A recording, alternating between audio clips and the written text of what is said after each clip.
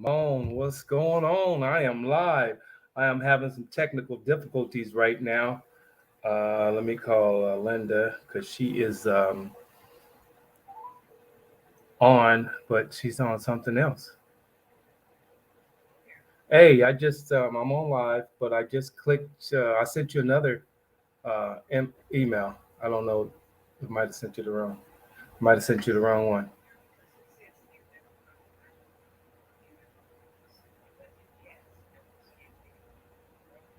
Okay, hang that one up and go to your email again and click on the next one. I did Doug too. All right. Bye bye. Yep, we are on the Doctor of Love having some technical difficulties right now. Let me call Doug and see if he did the same thing. We're gonna see. We're gonna be right here. Tonight's show is gonna be about domestic violence. Domestic violence. We're gonna see. I see you, Mike. What's up? What's up, Mike? Let me check on Doug real fast because he's supposed to be on there too. Y'all get some questions in. If any of you guys have been through any domestic violence issues, let a brother know. Let your boy know. And we're gonna. Yeah, he said F abusive relationships. Let me try to get Doug on here because both of them clicked on the wrong. They're not on, and they're not coming on. Sometimes Facebook do this to you. Sometimes they will. Let's go. Let me send another invite to Doug. Let me see. Y'all bear with me right now. J D. There it is. Send it. Send it. Come on. Let's go. Let's go. Linda should be popping on here real soon. And we're going to go. Hey, we're going to go. Yeah. We're going to get this going fast. Okay, Linda's just now clicking in right there. I see you. Okay. Let me get my volume up because. Oh, there go Doug right here. Okay. Hey. Hey, what's happening, man? Hey, was this your first time clicking on? Can you hear me? Yeah, I can hear you. Was this your first time clicking on, Doug? No. Yeah, it is. Yeah, oh, Linda, I don't know what happened. You might have clicked on the old one.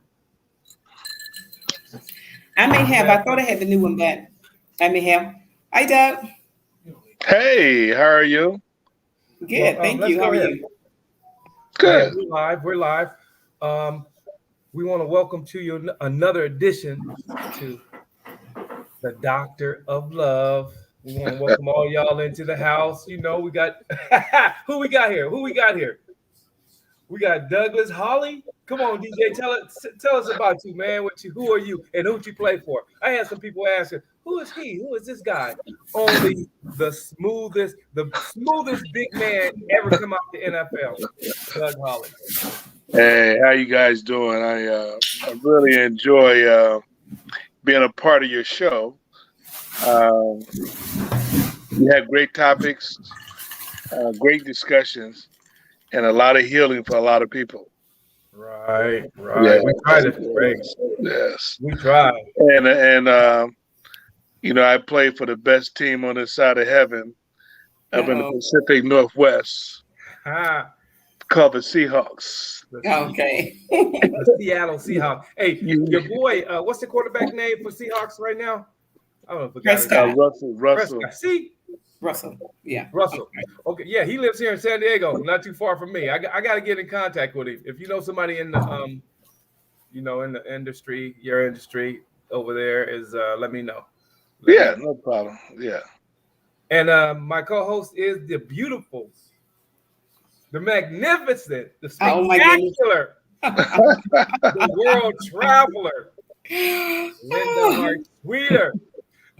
Love and relationship coach. So if y'all have any love or relationship questions, you guys want to get counseling with you, your husband, your wife, or whatever, Linda is the one to go to. So Linda, tell us a little bit about yourself. Okay, good afternoon, everyone. So glad to be with you again. Yes, I am Linda Hart Streeter. Your love and relationship matters coach. You know, I do a lot of talking on everything having to do with conflict in relationship to love in relationship, how we love as an author, the book, The Art of Manifesting Love, and then the book on conflict is The Power of Conflict, something that you do want to read if you want to learn how to resolve conflict in a healthy way in your relationship. And of course, it's just one of my passions, something I love. I worked in conflict resolution as a mediator in family court. And of course, a marriage and family therapist, and also as a relationship coach, life coach, and behavior coach, currently with another company or agency. So I love my work and I'm here to help. And hopefully you guys will get some great tips tonight. All right. So if you guys have any questions, get them in right now. Get them in, or we're just going to start right here. Linda, what do you have for our opening? You have Okay, so for our opening tonight, I thought it would just be, just wouldn't be us to talk about love and relationships and not talk about domestic violence. And as some of you may know, that the month of October is declared Domestic Violence Awareness Month. And this is a national call for us to be more aware of the violence that goes on in a relationship and the impact that violence has, not only on the victim and the perpetrator, but as well the children. The impact of that. What happened there? Feedback. Your feedback. You got to go, What you do, Doug? He's listening. You can't listen. You only can do one. Or turn the sound down on the other one. Oh, I don't know what I'm doing. Okay. Nope. Okay, am I clear? So it's the feedback, because I'm hearing something else. Oh, I ain't doing nothing. You don't have Yeah, so you hear me? Is that better now? It's not that we can't hear you. It's just that I get a lot of there's a lot going on in my life. It's an echo every time I speak. Oh, okay. And that won't happen if you have a watch as well as speak. Okay. Well, I don't know. Maybe something in the atmosphere. The volume, you got to turn the volume down. My volume is down, Stephen. But you have on speaker. I have you on my phone.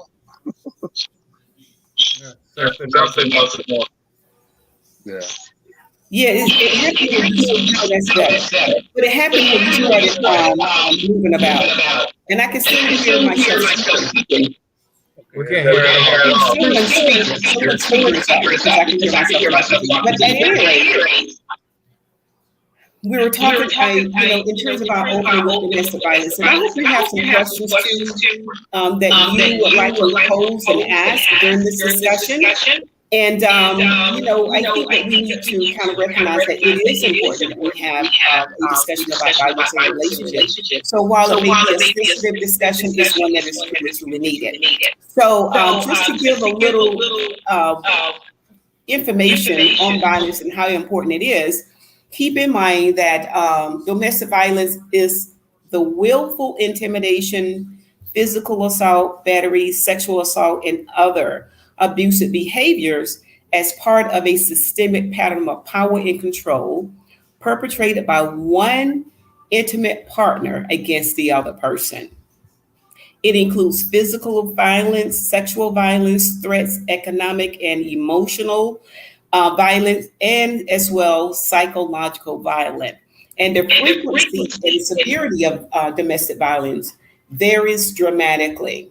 So just for a few statistics on that, in the US alone, more than 10 million adults experience domestic violence annually. And if each of these adults experience only one incidence of violence, an adult in the US would experience violence every 3 seconds. Every 3 seconds, imagine that. However, because domestic violence is a pattern, many experiences repeated acts of abuse annually could be significantly even higher because of the frequency and the reoccurring acts of it. Something else important to know that 1 in 4 and 1 in 10 men experience sexual violence, physical violence, and or stalking by an intimate partner during their lifetime, where intimate partner violence is concerned, such as being concerned for their life. It gets that serious. Life, safety concerns, PTSD symptoms, injuries, and needing victim services as well. So when we think about that alone, what do we do in situations where a person is concerned about their safety because they're being stalked? You know, what are some of the warning signs? I think that a discussion around what warning signs are, what you should look for, you know, what is domestic violence and what should you do, most importantly, becomes a bigger question because a lot of people do not know how to respond to acts of violence, especially when it starts out in low degrees. And we'll talk a little bit more about low degrees and what that looks like for anyone who's dealing with violence. So with that said, I know for certain, and you all have heard it too, in the athletic world, it has happened, probably happens often. And, you know, kind of often, you know, where we take out anger and aggression in the wrong place. So I think with that being said, and again, not that everyone does it, but at the same time, I think it's the whole awareness that it is happening and how do we see violence and what are some of the things we can do to curtail that because it's really bad. I worked in the court system. I've seen the orders of protection filed, you know, restraining orders against people. I've seen the impact that it has on children. And I'll share a little bit more about that. But I just want to hear from anyone else, maybe one of you, Stephen and Douglas. Doug, what do you all see as some of the primary reasons or concerns that you may have where domestic violence is concerned? What has been your experience? Rather, you know, I'm not saying you have to expose your personal self, but I know in early ages of life, we construe jealousy with violence, you know, as you know, young man, and where men are concerned, men go through the same thing. So, what are you all's thoughts on violence in the relationships? Well, what I have seen over the years, and I think it starts from a childhood of what they saw growing up. Of the relationship between the parents and how father may beat up on the wife, beat up on the mom, and the kid sees that and it plays a part to carry it off into their life. Mm-hmm. Daughters may think that's the norm to do, is get whooped on by a man when they get married. So I think it's a generation curse that carry on throughout their lives. They think that's the norm because their mother saw it. So it goes in many factors. It can go between a guy upset, got fired.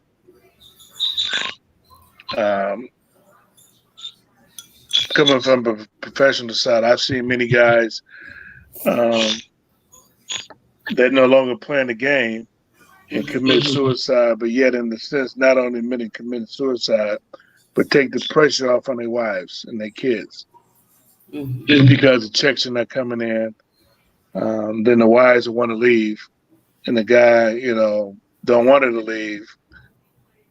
Promise that he won't beat her up again or put his hands on her. And end up doing it again. You have women sometimes stay in a situation that feel that they cannot leave because they dealing on the breadwinner, which may be the male, and it could be vice versa. So it's a disease I feel that's carry on throughout the life of the individual. And no one really has truly seek counseling or therapy to dealing with their experience from a childhood. In some incidents, women stay there for the sake of the family, to keep the family together. in spite of what she may, what she may have been going through. Mm-hmm. So there are many facets behind that of the healing process. Yeah, I've heard. I keep having to have to put you on mute because we get that feedback. So what I've heard, I mean, in the past, at police officers and military, they have more domestic violence in their families than any other people in the world. So I would love if any police officers out there. I want to know what you guys are going through and why something like this happens. I don't believe in violence. I've never seen a woman hit in front of me because I wouldn't let it happen. That's just the type of person I am. I don't believe in violence. I don't believe in women hitting on me or me hitting on women. Exactly. When it comes down to that, just walk away. Sometimes the best thing is just to walk away. That's the best thing you have in life is to walk away. Walk away with your pride. You know what I'm saying? Because when you don't think and when you do things, put your hands on somebody or whatever, or just saying anything, it'll come back and haunt you. You know what I'm saying? That's why I don't. I'm the type of person. I'm not going to argue with you. I'm not going to get in an argument with anybody because when you're mad, you say and do the wrong things. Yeah. So you got to be conscious of everything that surrounds you. You know what I'm saying? You just can't blurt out, bitch. You can't do that because God dang, I called my wife a bitch. That's not cool. You know what I'm saying? You go somewhere, calm down, think about it, because I don't like people coming back to me and saying sorry. I'm like, you shouldn't have did it in the first place. And that's what I do. I think about everything I do. Consequences, bruh. Consequences is almost the key to life, Yeah. What you do it has an effect on everything that you do. What you say has an effect on everything that you do. You got to watch what you say in front of your kids, because if you quitting, you have a kid on the side of you, he's gonna be a quitter. Yeah. So you gotta watch who's watching you, because you are a leader. Yeah. And do not let anyone get to you. When you let people get to you, they own you. You can't let anybody own you. Yeah. I'm gonna take you back off of mute. Okay. And I think too, like just kind of, I'm going to put a little definition around domestic violence, because Stephen, you said something that was really important. You talked about calling your lady the bitch, for the person that does that. And I just want to bring some attention to what violence is. Violence is not always hidden. And I know oftentimes we associate violence because, if you don't see blood or someone, smack you, you don't see it as a part of violence. But domestic violence includes emotional abuse, physical abuse, as well as psychological abuse. Then you have spiritual abuse, because it's also used in the church with religious leaders, where we use the word to manipulate and to control sometimes, and keep a person in a situation as if I'm here, and if you would do A, B, and C correctly, or this is, you're not Christian-like if you don't follow, if you don't, what I say. And I think these are some tones that everyone have to be aware of, so that the warning signs early on. And then, of course, there's the verbal abuse, there's social abuse, there's the elderly abuse, and then, of course, the image-based abuse. And image-based abuse is about someone putting you down, your looks. You're too fat, you're too skinny. If your nose were smaller, but it's always a put down of who I am. And when that happens, especially for women, we're dealing with something called self-esteem. And what women will do sometimes is seek out avenues for self-approval. And you can end up in one relationship because someone else may have validated your looks or what you think about yourself. And then later on, turn around and exhibit some of the other signs. So it goes back to, what are some of the signs and what should we look for, and how do we get a hold of it? I heard you mention the children. Of course, domestic violence has a heavy impact on children. In fact, some of the impact is that it is prevalent in every community, not just one or two, in every community. And having worked As a counselor and mediator in family court, I have seen it across the board. And I'm talking religious community as well as professions, or, whatever people choose to do as hobbies. It affects all people regardless of their age or socioeconomic status, judges and lawyers, police officer. And I've heard some wives who were married to officers say that that's the worst kind of abuse, because they truly have the power and no one's going to believe them. So your status, your sexual orientation, it happens, gender, race, religion, or nationality. Physical violence is often accompanied by emotionally abusive and controlling behavior as part of a much larger scale. And we'll talk a little bit about the power and control wheel in a moment.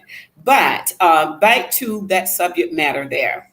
Doug, you said something that was really important too, in terms of some of the issues that this create later with people. What would you all say if you had you yourself talking to a young man, especially, there's one statistic talked about little girls between the ages of 18 and 24, who I think it was something like 35% of them deal with abusive relationships. So what that says, chances are your young lady, your young daughter could be in a relationship with someone who's controlling her in one of the ways that we talked about. What advice, what do you tell young ladies? What do you all think you tell young ladies to look out for? Well, for me, I dated my daughter since she was 5 years old. Mm-hmm. It started with that up till she's 31 now. Taught her how a man's supposed to treat her, what to expect, what to look for. If a guy's yelling at you, disrespecting you, then that's not the guy for you. If he can't treat you like a lady or a young lady that you are, then he's not there for you. You need to walk away. Then, of course, there's that. If he put his hands on you, got me, huh? You got to come see me. And when I meet the young man, I let him know. So if you feel that you got to put your hands or disrespect my daughter, walk away. Okay. That's the most important thing. But for young ladies that may not have a father, okay, may have a grandfather, may have an uncle, some male that you truly can trust that's been in your life, I would say go communicate with them, tell them what's going on in your life, have that protection. Sometimes guys look for, it's like a serpent looking to spit the venom, and who's not around, and they can do what they want to do to the young lady. And I would say to you again that you need to have that conversation with someone that you can trust. Don't be afraid to speak out. Please go to someone, a local law enforcement, big uncle, big cousin, whoever, but express what's going on. Too many jealous heart young men that would try to commit suicide with the young lady as well. Not so much of the verbal abuse, physical abuse, psychological abuse, but just violence alone. If I can't have you, no one else can. So that's another topic that is going on right there. Young ladies in a situation that commit suicide because of this of the abuse is going on, and they think it's love. That's not love. That's not love when somebody put their hands on you. That's not love when somebody disrespects you. That individual need help, not you. Exactly. It's just that like you said, I've dated my daughter. She is 24 now. I've dated her since she was a baby girl. And you got to teach them how a man is supposed to treat them, because you can't. You have to be the trusting one in a relationship. Your daughter has to be comfortable with coming to you always, always my nieces, all of them, they come to me. I mean, I took my, well, I don't know if I should be telling this, when they periods start, I helped them with that. Well, for real, I took them through it because they moms be like, yo, it's too young for them to know that. No, I was the one. I was the big uncle that took them through. I'm for real, for real. I asked, I said, y'all doing the nasty? Y'all doing the grown folks? I know what y'all do, but see, mom sometimes don't want to understand that they ain't doing that. No, you better ask them. You better talk to them. I talk to them. I'm like, yo, do I need to go get you some birth control? Do I need to? You guys got to be careful on what you're doing and who you sleeping with. You just can't sleep with everybody. As men, we have to coach. Just how we coach our sons, we have to coach our daughters even harder because there's some predators out there. They are predators. I mean, and domestic violence, it goes across the board. I mean, it's not just like you said. It's not just physical. What do you think about bosses? Like bosses job taking advantage of the workers. You know what I'm saying? The workers. I hear it, man. I hear it all the time. I hear it all the time how their boss is bullying them. It's just bullying. That's all. But your greatest, what is it called? Your great is be able to walk away. Sometimes you just got to walk away. It's like a deal when you're trying to bargain. Can I get that car for $30,000, but they want $60,000 for it. You got to be able to walk away. Yeah. For real, walk away. It's nothing going to happen if you walk away. I have a question. And I always wonder, why do a woman stay in a relationship? This is a male asking a female. Why do a woman stay in a relationship or in a marriage and take the abuse?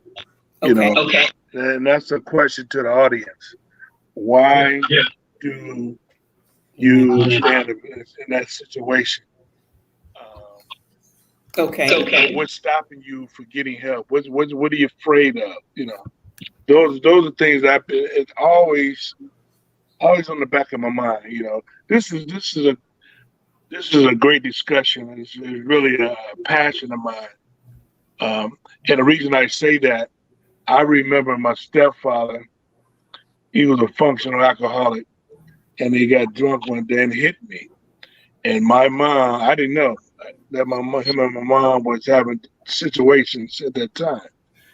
And I recall when he hit me, all I can remember, my mom took that chair, hit him with it, the chair broke. She took that leg and whooped his butt with it, and he ran out the house and didn't come back no more. So it took that for her, I guess, to realize, like, you ain't gonna be hitting on my kid. Now you hit on me, but you're not gonna hit on my kid. So my question is, I said, ladies, why are you still in a situation and it's unhealthy for you, not only you not only you physically, but mentally as well. And I always wonder that. So that's a question to the audience. Okay. We'll wait for mute. Yeah, we'll wait for some questions from the audience or answers from the audience on that. But I'm going to try to answer it the best I can here without taking too much time. But women stay for a number of reasons. One of the things that I've talked about even on here is that women go into relationships, and even guys sometimes, but women will go into a relationship based on needs in a relationship. And as I say to everyone, you're not truly ready for a relationship until you can learn how to meet some of your own needs. And that's just from a model that I believe in, that Maslow talk about the hierarchy of needs. Until you learn how to meet some of your needs, you will sacrifice who you are just to have one need met, sacrificing who you are as a person. So when it comes to the D needs, the very first level of the hierarchy, they will stay for shelter, food, clothes. And if they're not able to provide those things for themselves, that is one of the number one reasons why they stay. Because if I go, where am I going to go?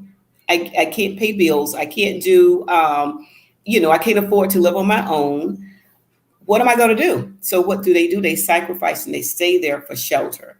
That's number one. And then number two, I think I'm going to go and I'm going to read something from this power and control wheel, because for an abusive person, it's really about power and control. And when women, whoever they are, sometimes guys, few of them, but sometimes they even get caught up in that. And it goes back to the same thing with need and needs.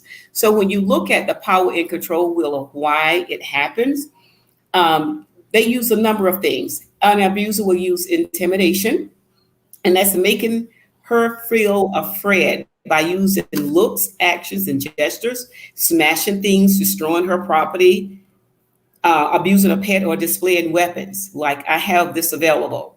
And then the other one is using emotional abuse. One of the toughest one for anyone to break past, women or emotional creatures. So where emotional abuse comes into play at is putting her down, making her feel bad about herself, calling her names, the name calling, making her think she's crazy. And that was part of, I saw someone in the comment said something about gaslighting. Gaslighting is about making the victim feel as if they're crazy. It's this mind game they play, and they take information that you use and then turn it or flip it around and say that you are the problem. So gaslighting is one of those things that really drives a person crazy. Playing mind games with them and humiliating her or making her feel guilty. So emotional abuse, see the power, everything that's in the power and control wheel, these are the things that take place before an abuser gets full control. And then the third one is using isolation. This is when they control what she does. And unfortunately, women sees this one here, isolation, as he loves me, because he's controlling what she does, who she sees, who she talks to, what she reads, where she can go, limiting her outside involvement, and using jealousy to justify his action. I just love you. I don't want anybody else to hurt you. These people, this or whatever the case may be. And in some cases, turning an individual against their own family, or to think that their own family is the enemy. So when you finish brainwashing a person that using isolation, minimizing and denying the blame, you act out and you turn around and make light of the situation. Another feature of gaslighting. You make them feel as if you make light of your concern. It's not a big deal. That's the person that turns around and gives you a scar and want to nourish it and say, it's going to be okay. They say they will deny that abuse has happened. It wasn't that. All I did was A. Or the shifting responsibility for abusive behavior, saying you caused that abuse. Brainwashing, all of this is. And then sometimes they will use the children. Some women are afraid to leave because of their children. He may make her feel guilty about the children. He may use the children to relay certain messages to her.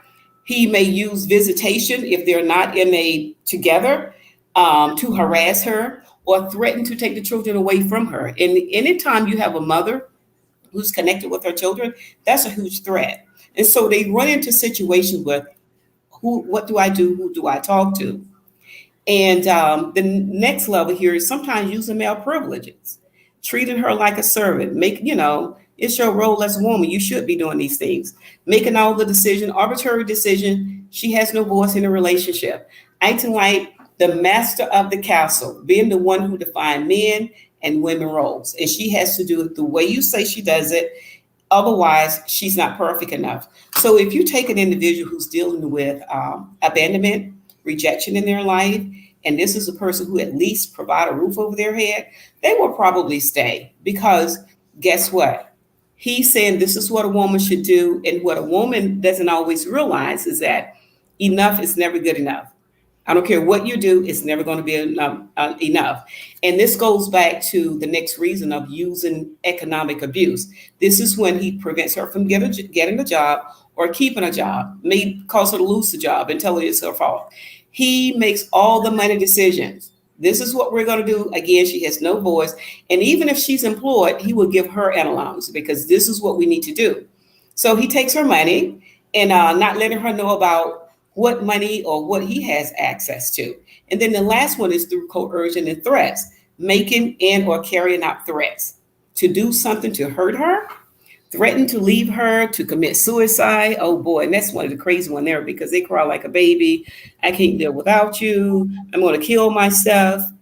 All of that is a part of that manipulation that they do. Going to report her to welfare, making her drop charges. Women get to the point where they get all the way there, and then they drop the charges. And when they do, now it's illegal. There's nothing to be done because guess what? The victim themselves has said, okay, it wasn't that bad. I'm done with it. So those are the reasons they stay right there. If they've lost the power, they will stay. Okay. Hey, you sound like you man bashing. Do I? Yeah, all the way. Everything you man doing this, man doing that, man. Women do the same exact thing. They do the same exact thing. They take their kids to say, you can't see my kid. I'm taking the kid. They do the same. Women beat men too. But you say women, man. You man bashing. And I want to say this because you know what? You're absolutely right. You're absolutely right. Women do too. But when you hear a homicidal suicidal situation in safe houses, go and see how many women and children occupy them. It does happen with men, but the majority of it does happen with women. But yes, it happened with men too. And I can give you some examples of that too. It does. But the number one, as we said, 1 in 10 with women, maybe 1 in 4 with men. Men don't always report theirs because they don't want anybody to think that their woman beating them up, you know. But I don't know, it could be just as high. But those, and if you were to flip the roles, him or her, those are issues that are going on in the relationship. And I just, you know, I think we have to learn as humans, you can't control, especially through your children. And then oftentimes there's a lot of misplaced anger that's going on as well. So it's not a bash men, but it's to talk about the reality of what I've seen. I've worked in shelters and say I was program director of one shelter where we house women and children. And you do have women who fall victim to this sort of violence. And if she doesn't follow the rules, she is homeless, nowhere to go with her and the children. But see, when you have a man homeless, you have one person. But when you have a woman homeless, you have a family. Right. That's homeless. Let me say this. You mentioned about women stay for the sake of the children or the financial reason. And I'm looking from a standpoint of my mom raised 4 of us by herself once he left the house, even though he may have been a breadwinner, but she just wasn't going to deal with the situation. So, you know, I support single women to the fullest because of my mom, of what she did and how she overcome that. So is that something that, you know, women are afraid of being that breadwinner or taking that step out for the sake of their children? Are they going to stay in that relationship or are they afraid to leave? That's a good question because, you know, I try not to compare everyone to myself because of the nature of the work that I do.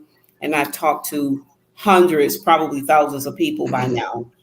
And why we stay based on all of those reasons too, there's always an underlying reason women stay too, because somewhere in there, they've not affirmed their own value, their own worthiness, their own self-efficacy, like self-confidence are the things that they can do for themselves. Like so their spirit been broken. They've already been broken. And some of this brokenness come from childhood.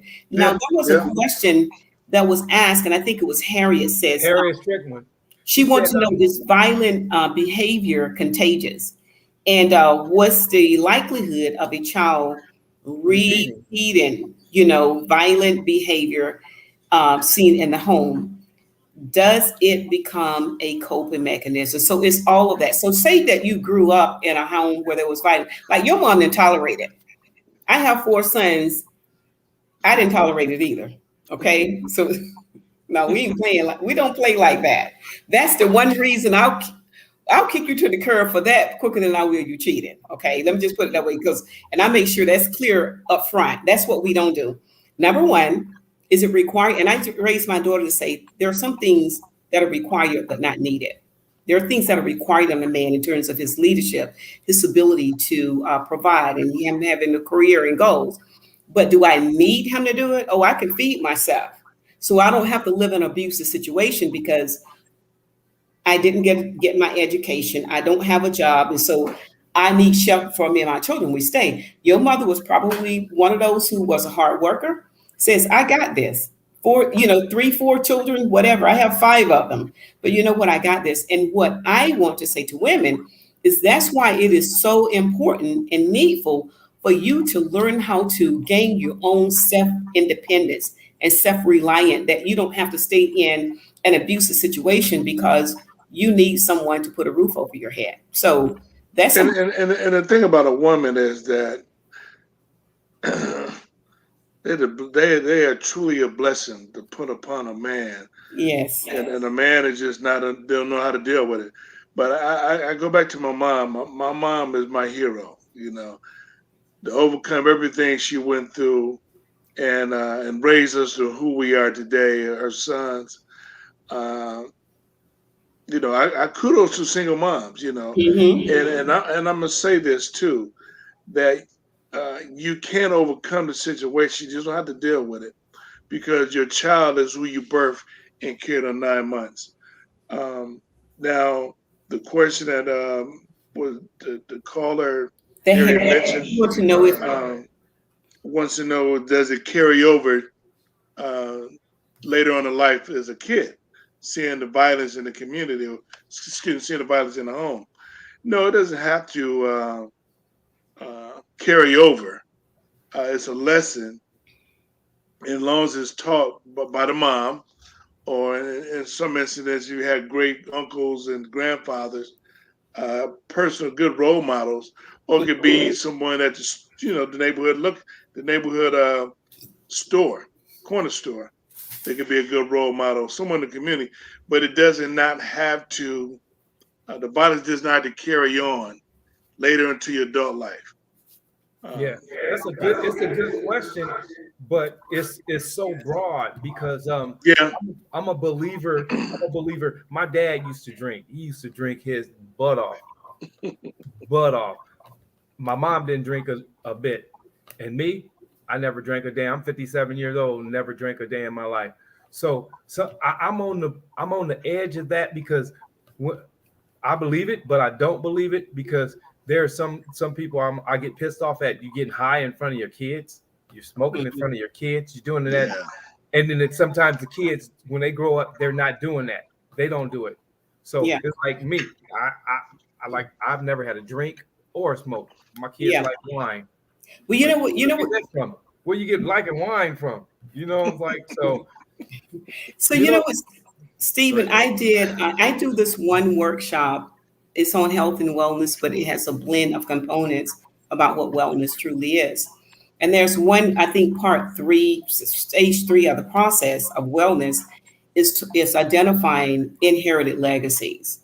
So in line with that question there, I think, not think, but what history shows us is that we either reject and recreate or reinforce either happily or willfully or unwillfully what we have learned in our childhood, because we have been conditioned to believe. There are young guys who feel that they've been conditioned to believe a woman has certain roles. She doesn't have a voice in a relationship. She has to do what I say do. And that anger, this is what they repeat in the relationship. And you have some who say things like, I've seen my mother, maybe there's a generation of it. Could even be the grandmother who's done this and I will never do it again. So people will reinforce or they will reject what they've lived in their lifetime. yeah, things have changed so much. Now it's women. Women are the leads of the household now. They making all the money. They have the great jobs. And Mm-hmm. again, it switched. So it changed. So we have to, as adults, we have to be chameleons. We have to learn to adapt. We have to change and switch every day to Yeah. get better because nothing stays the same. So Mm-hmm. you Well, got here's the way, as you just mentioned, Stephen, is that the road has changed, right? So now a male feels less of a man Exactly. because of the stature of a woman making more money than him. That does not make you a man who you are as a man. If your wife is making more money, then support it. That's my Exactly. thing. Okay. So if the role reverses, then you got to take little Johnny and Shirley into school, then do it. If you got to Yeah. do the homeworks, do it. If she got to travel, but at the end of the day, you still being a team player of supporting one another. But Exactly. yet you have guys just can't fall in that situation, and then that's when the psychological the word games start playing games with words or disgrading his wife, and then vice versa. She started talking crazy. Exactly. Mhm. Um, Now you got to um, always remember you a right? man though. That's what Yeah. women always got to Right. remember. One thing about a man is You a man. and not only that he's a man, but he's going to protect his honor as a man and make sure that you respect him as a man. Exactly. He's going to fight for that respect. Yeah. If So anything else, he could be with bound no and out. holes in his shoes, but he's gonna fight for that respect. Do not disrespect him. Do not Right, disrespect him and try to belittle him, no matter right, what. He's still a right, man. right, Because being a man Yeah. or a woman is not. It's not how much money you make. It's not what kind of job you make. It has nothing to do with that. One has nothing to do with the other. So you just respect yourself and you respect your husband or your wife. So that's Yeah. what love and relationships are about. But let's get to some of these questions. We have like 15 minutes left. Did we have any questions on here? I don't see any questions yet, just some Martina? comments because Stacy's the one who said that gaslighting is dangerous too, and that the person being brainwashed can go postal once they have had enough. Very true, Stacy. We don't need any postal going no, we on. don't need that. Yeah, I didn't see but that. but you know what? But it does happen. It happens every time. It happens a lot. Let's see some hellos. Hello, everybody. Natasha said you look good, Stephen. Love you, And Josh. Gina's, I love you, pop pops. Hey, oh yeah. And Gina. Oh, on every Tuesday night from 6 to 8, the Simi Braxton show. Y'all need to tune in. Hey, Gina, can you post the number up there? I don't have the number off of hand. So every Tuesday night is the Semi Braxton show. So y'all need to tune into that. Gina, post the number. okay, and Chilean, I think that's how she pronounces that. She says, "Why would her being the breadwinner make a man feel less than?" Well, it could well, be. well, it's not so much of you being a breadwinner. If you got a great relationship with your spouse, and so he understands what's going on, then there's no problem. It's just a matter of just him being the male and let him know, give him that security that he's still validated as a man. That's so much of you being a breadwinner. And that's okay because if you make more money, he's still working. You just put it all together. But Exactly, because you're a but team. but he just validate that. Let him know that he's still the man. That's Yeah, all. If you go on you're a a date, team. let him pay the date. You don't have to. If you paying the date, then that's cool, Danny. But still validate. Let him know that he's still the man of the And house. vice versa. You let her And know vice that versa. she's the woman. Right. Because at the end of the day, you guys are a team. Pretty You're much. you're one. Right. You're one. You're one unit. That's what that ring means. Right. You're But the one key, unit. but the key is open communication. Okay. If you talk about it, and as a team player, be about it. Okay. Some things you may have to eliminate in your marriage or in your relationship, what you cannot do. My thing is the best date is a home date. You can do things at home, cooking, whatever it is that you want to do at home. You don't have to go outside the house. You know, you you, And Yeah. you know, you, or you can that's make it a family thing. But at the end of the day, ladies, you don't have to take the abuse of what goes on in your house. You really don't have to. Yeah. And the number one, go ahead, Steve. The number one thing is leave your work at the job. Leave your personal stuff at the job. I mean, at work. Leave it there. When you come home, that's your peace. You're supposed to be at peace. Your woman's supposed to bring you peace, and your man is supposed to bring you peace. That's what you guys are here for. You guys work together just because you are one. You're that one unit. Leave the other stuff outside. Make date. We talk about this all the time, Linda. Date. Go on romantic walks, talks, holding hands. But Stephen, sometimes a male don't know how to date. Thank you. Okay. Right. He don't know what dating is all about because it's never been taught. As I stated earlier, we're talking about a comment that the individual mentioned of what you seen as a kid growing up, or the violence coming them into in your adult life. So you only know what you know or what you've seen. And that's what I stated earlier, is that it's important that a person get therapy to deal with the crisis that they went through as a child or their late teens. And then once you do therapy, one thing about therapy, you have to be transparent in order to get the healing.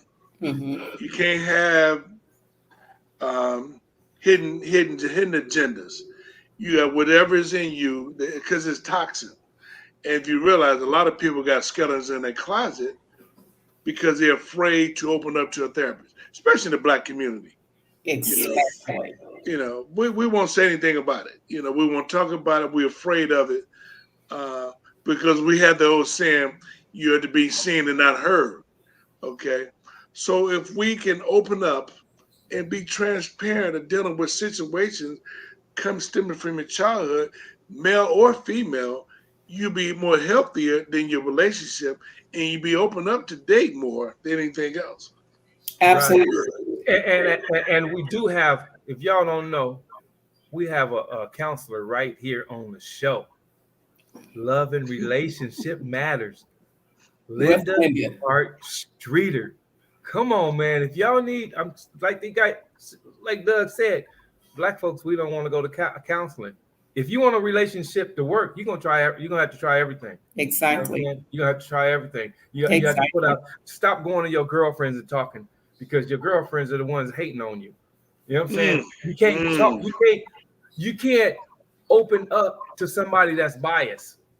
You can't do that. You can't open up to somebody who's going through the same stuff you going through, or somebody they ain't even got a man. Yeah. Here's another situation. So girl, your family members say, girl, just weather the storm because he got all the money over there. You got this, girl. You got that big house. You better not leave him because he doing all this and all that for you.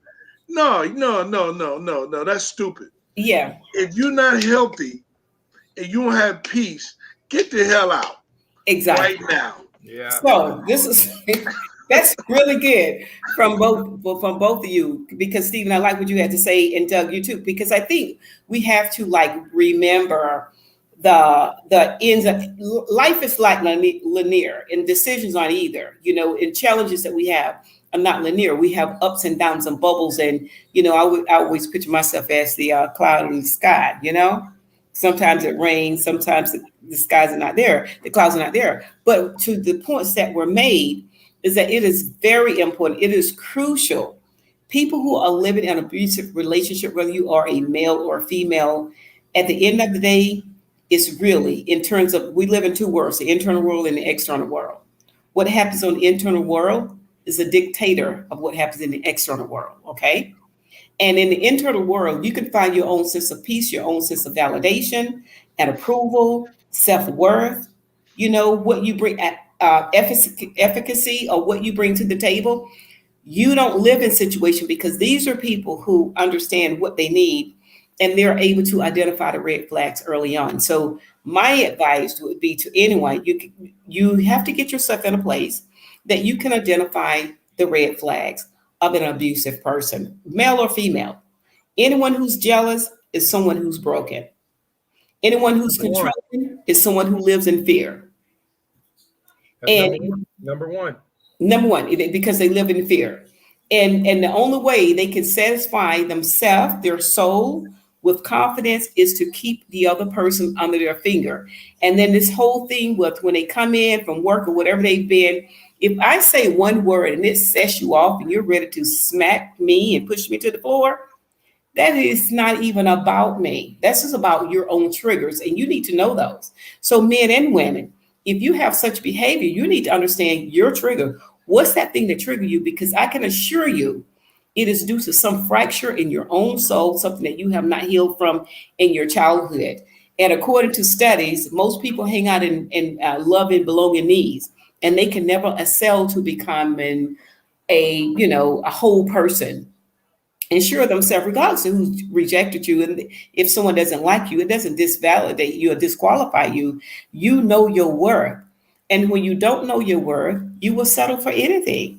So I would encourage you to know your worth. And if you're in a situation you need help, you just need to find your way out of the situation, because disrespect, male or female, if you've ever noticed, if you a male and you've been in a relationship with a man, with a woman who disrespects you, who puts you down, that doesn't change. And the more they get away with it, the more they do it. And vice versa with the woman and the man, the more it continues to happen. So you need clear ground rules. And while you're dating, date with people, pay attention to how they treat other folk, because that's who they really are. In the moment they don't like you, you're going to get treated like all those. Don't think you're special because he does it to everybody else and not to you. That's his nature or her nature. So paying attention and being aware is very important. And healing is very important too, because again, we've been taught to, that children are to be seen and not heard, number one. And then secondly, that what goes on in this house stays in this house, and you're not allowed to talk about it. Even if you're at a point of being suicidal, you can't talk about your stuff. And we have been conditioned not to talk about ourselves. So what happens when we grow up? We're repeating behaviors and no one is talking about it. And I'm going to tell you, just firsthand experience with the things that I see, it's a big problem in relationships. Intimate partner violence is a very big problem in relationship. And all of the areas that we talked about, if it's not physical abuse, it's some of the other things. And we need to do better at healing ourselves, that we can raise a different generation. I'm gonna add to that is that, ladies, you can overcome all things through Christ. You can overcome all things because you're wonderfully made to be who you are. Perfectly made. Strong than you imagine that you are. You're stronger than you appear that you could be. Test yourself. Dig deep inside of yourself and let it manifest itself, because you can't overcome it. Yeah. But I say, ladies, do not stay in a situation that is so toxic that you can't breathe and you're suffocating yourself. No. Know your worth. Because of the fact that it's affecting your children as well. It's the old saying, if mama ain't happy, ain't nobody happy. Okay. And so you need to be happy. And to be happy, you need to lead a situation. Okay. Regardless of whatever the guy making deep six figures, whatever. You don't have to accept the abuse of what you're going through. Okay. But trust me, you can make it. You can make it. Great words. You can make it. Okay, so we're down to 1 minute. Stephen, you have some closing remarks on that too? That you would like to? No, he said everything perfectly. Okay. Know your worth. That's all I say. Know your worth. And again, as Doug pointed out, that the effects of domestic violence on family and on children as well as young people, is horrendous. So just be reminded that 1 in 4 children that are exposed to domestic violence end up with some psychological affect afterwards. 1 in 4 children. And when you start looking at the children's perspective, what happens when it's old growing, there's a neurological effect that happens in the brain. If you can think about walking across a grassway, and when at some point there's a path in the grassway from the walking back and forth, those are the type of pathways that are created in a child's life when there's repeated violence and chaos in their home. So ongoing anxiety and depression becomes a nature of a child. Like if I'm working with a family and their kids, I remember this one family, everybody in the family, mom, dad, and the children on psychotropic meds. There's a lot of toxicity in that household. I mean, you and your children say you make the kids ill. So there is the emotional stress. There's the eating and sleeping disturbances. And as a result of that, they don't do well in school. There are the physical symptoms such as headaches and stomach ache. Kids start dealing with things like that. But they find it hard to manage stress. They have low self-esteem. Then there's the self-harm that takes place. They are aggressive, can be aggressive toward their friends and schoolmates, feel guilty or blame themselves for the violence. Even in the parental relationship, they may start to think that it's my fault. So struggles. 60% of our prisons of individuals that experience domestic violence. Yeah, and that's why they're inside the prison. That's why even the juvenile system as well. So it is a vicious vice. It is a vicious cycle. It is. Somewhere along the line, it has to be broken.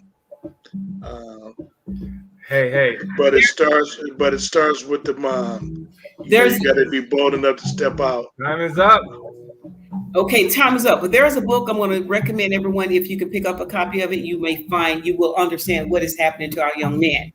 So though we have a lot of angry young men running around who are could be the abusers of young women. I know we need to go to 10:02, but it's called From the Cradle to the Prison.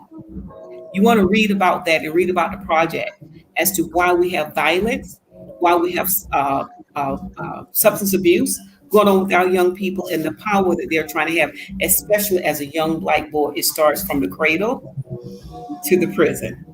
Yeah. It's been wonderful, people. It's been real. You see, this is a big topic here. A very big topic. Big topic. I want to thank y'all. Thank y'all for coming out every Friday night. The Doctor of Love. Tell somebody. Pass it on. Have everyone come out every Friday. We may be changing the days, but for right now, we're going to keep it on Friday from 7 to 8 p.m. I want to welcome the Hall of Famer, Doug Holly, my hero, and my beautiful co-host, Linda Hart Streeter. Thank you. Stephen, one thing, we didn't give any information. If you need help, anyone you find yourself and you just need someone to process and talk to, you can call a National Domestic Violence Hotline at 800-787-3224.